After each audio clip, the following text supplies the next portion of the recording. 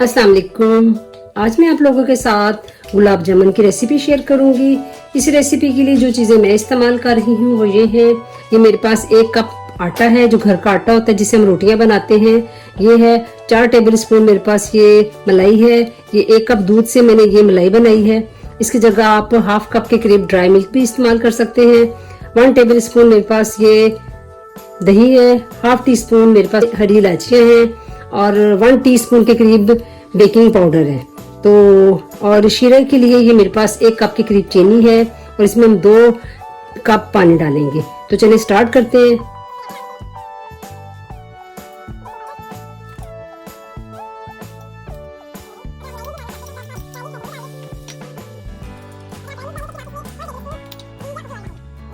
अब इसको अच्छे से एक बैटर बना लेते हैं। अगर थोड़ा सा ये सख्त होगा तो इसमें 1-2 टेबल स्पून इसमें मैं दूध डाल दूंगी।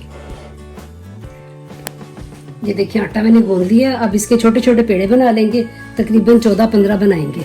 इतने साइज का पेड़ा लेंगे, उसको हाथों से यूं यूं कर देंगे, सॉफ्ट सा। इसमें क्रैक बिल्कुल नहीं आने चाहिए, इस तरह बनाएं कि इसकी क्रैक ना बने। अब ये देखिए अब चीनी डाल देते हैं। 1 कप चीनी और ये 2 कप पानी। अब शीरे को 1 या 2 तार का नहीं बनाना, हमने इसको बस 1 कप चीनी और 2 कप पानी के साथ इसका शीरा बना लेंगे। अब ये देखिए सारे गुलाब जामुन बन गए हैं। तकरीबन मेरे 14 गुलाब जामुन तैयार हुए हैं इतने बैटर में। अब 1 बाय 1 करके हम अपने घी में ऑयल में डाल देंगे।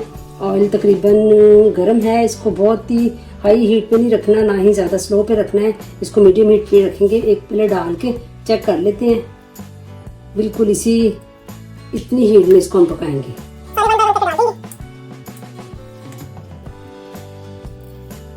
और इसको बिल्कुल नहीं टच करना, इसको हल्की आंच पे पकने देना है जब तक ये खुद ब खुद, जब ये फ्राई हो जाएंगे ऊपर आ जाएंगे।